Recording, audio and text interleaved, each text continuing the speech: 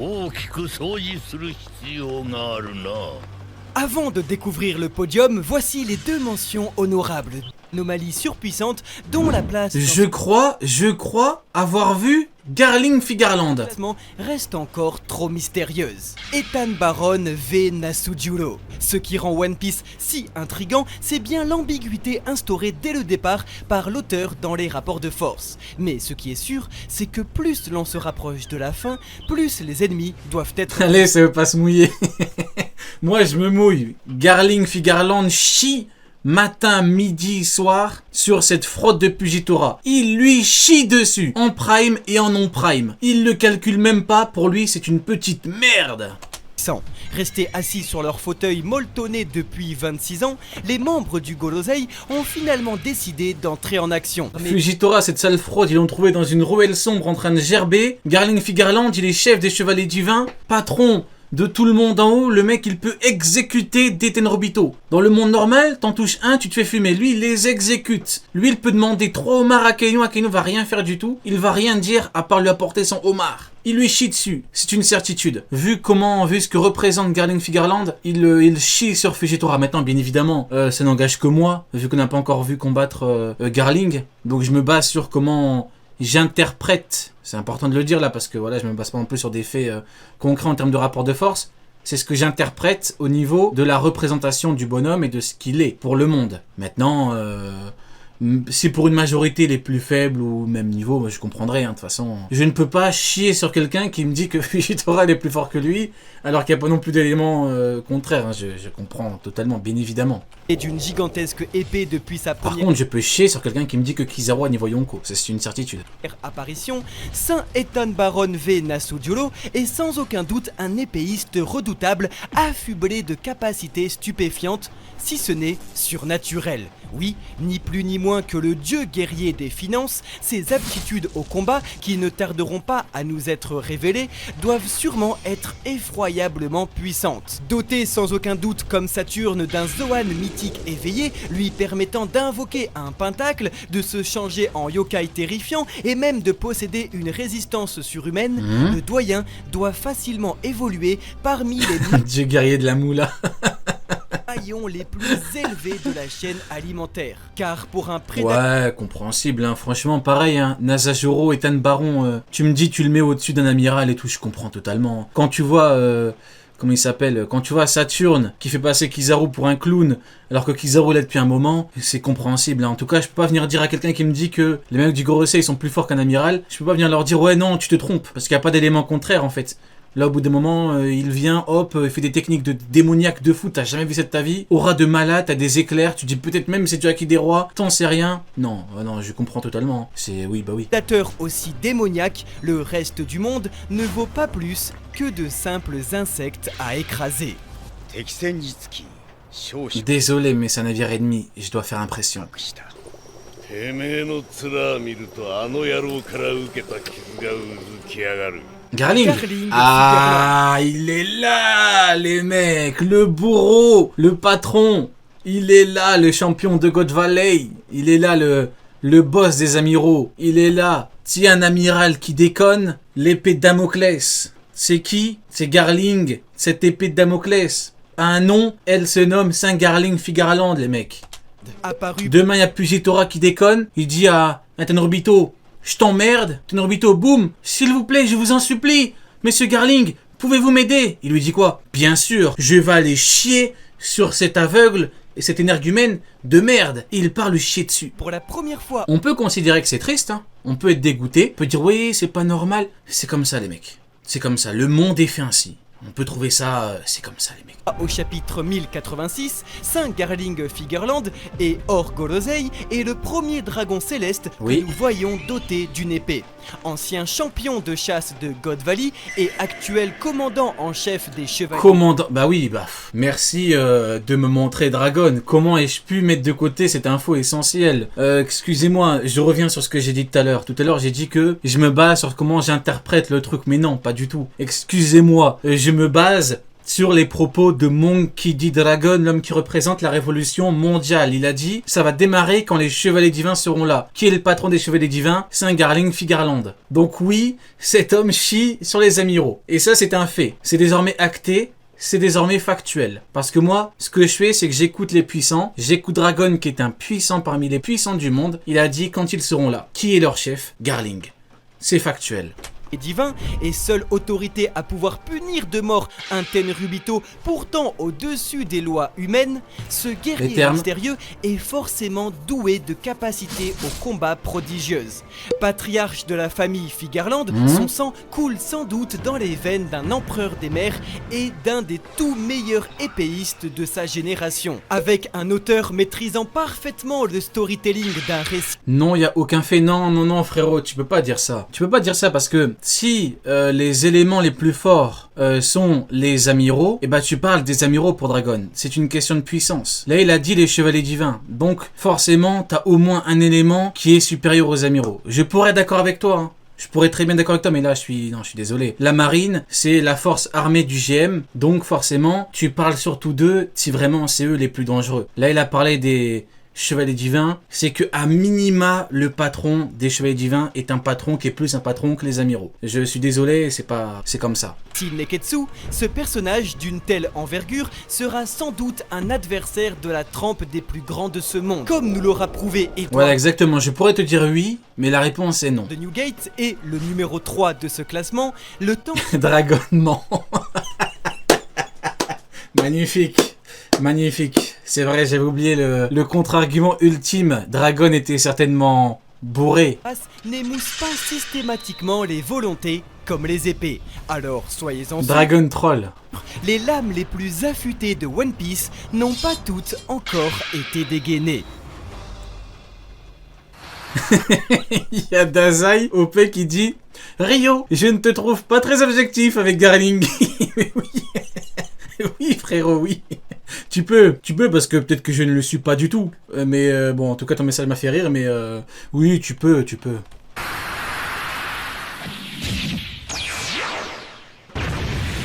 Rio, je trouve que tu exagères un petit peu quand tu dis que l'immonde Pugitora a été trouvé dans une ruelle sombre en train de vomir. Silver Riley. Ah, Silver Riley, seigneur des ténèbres. L'homme qui, vieux, fait dire à un amiral « Je suis plus faible que toi ».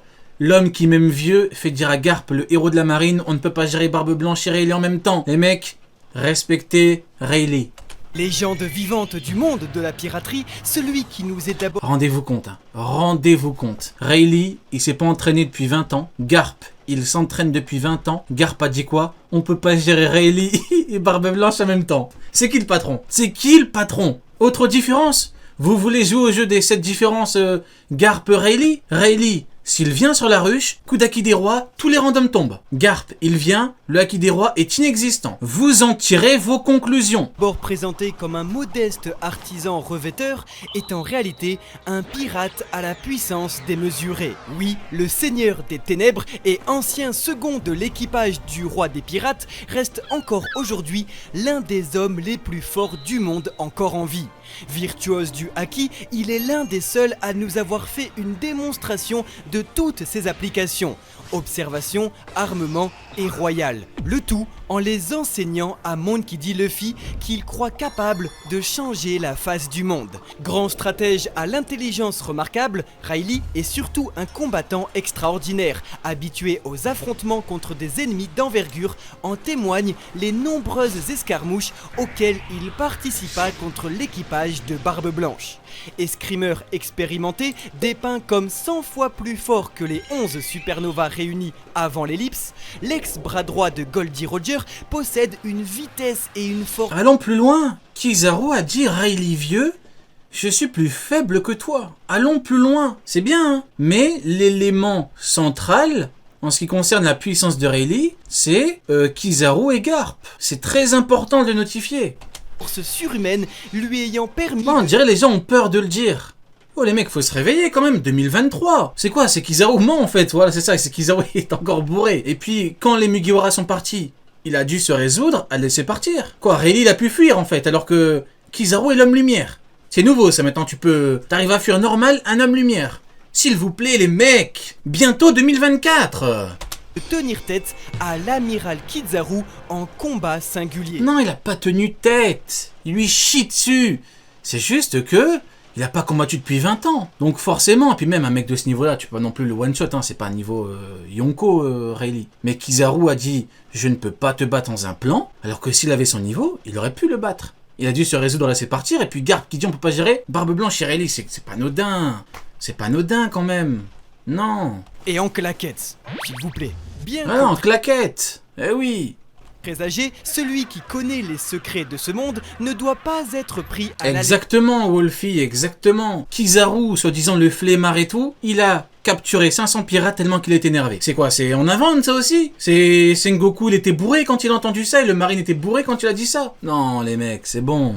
légère, car par la seule menace qu'il représente encore épée à la main, Silver Rayleigh Parle de Garp, je te supplie de parler de Garp. influa directement sur le cours du siège d'Amazon Lily et sur l'attaque de l'empereur Marshall.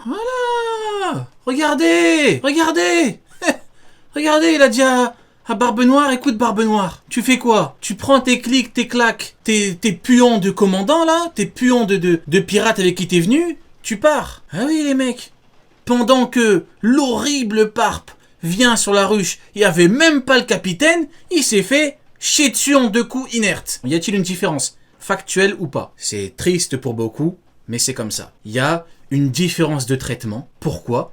Parce qu'il y a une différence de niveau de puissance. C'est tout. Dit Teach. Sans artifice ni aucun fruit du démon, le mentor de Luffy, bien que très discret, aura eu à plusieurs reprises un rôle décisif dans l'histoire. À l'image de toutes ses interventions dans le manga, le rôle C'est incroyable, hein? Ouais. de l'épée de Silver Garp le pauvre, il a dit à Shiryu, oh, t'es un voyou, t'es le voyou d'Impel Down, mais Garp c'est trop tard, t'es en train de te chier dessus. Garp, fallait le dire avant. Il est con quoi lui, vous voyez la différence entre Rayleigh et Garp? C'est que Rayleigh il arrive devant Barbe Noire avant le combat, il lui dit quoi? Je ne t'aime pas et je t'emmerde. Garp il arrivait, une fois qu'il se plantait, oh, c'est toi le voyou d'Impel Down. Rayleigh est donc de tracer la voie à une nouvelle génération. スペード海賊団噂のスーパールーキーが Shanks, le très grand épéiste. 俺に挨拶 Shanks le roux. Ouais, mais on avait réacté une vidéo, ils avaient dit que Shanks était plus fort que Mihawk. Du coup, pourquoi là, Shanks il est plus faible que Mihawk? J'ai du mal à... 26 ans, soit 1078 chapitres ou encore 9378 jours. C'est le temps qu'aura mis l'auteur Ah oui, non, c'est vrai, ça m'a troublé. Il ne parle qu'à l'épée. Donc à l'épée, uniquement à l'épée, du coup, Mihawk serait plus fort que Shanks parce que Mihawk est le meilleur épéiste au monde, oui. pour dévoiler les facultés prodigieuses au combat du plus puissant pirate en vie. En utilisant Kamusali, sa seule attaque nommée de toute l'histoire, la même d'ailleurs que celle de son capitaine Roger, Shanks le Roux a littéralement one-shot le capitaine Kidd. Je répète, Shanks le Roux, en claquette et en Bermuda, n'a eu besoin que d'un seul coup d'épée pour terrasser un homme dont la prime s'élevait à 3 milliards de berries. Et ben voilà.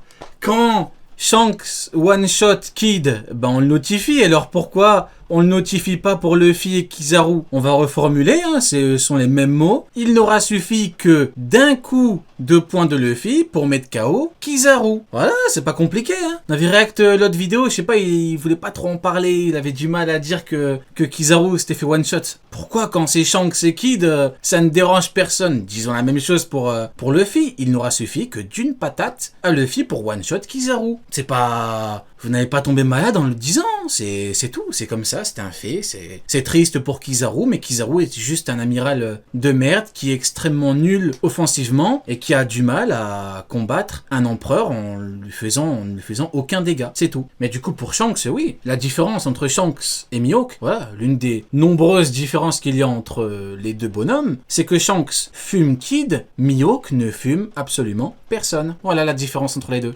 Aucun superlatif ne suffit suffirait pour décrire ce capitaine pirate, à la fois maître étalon du flot et mystère vivant du manga.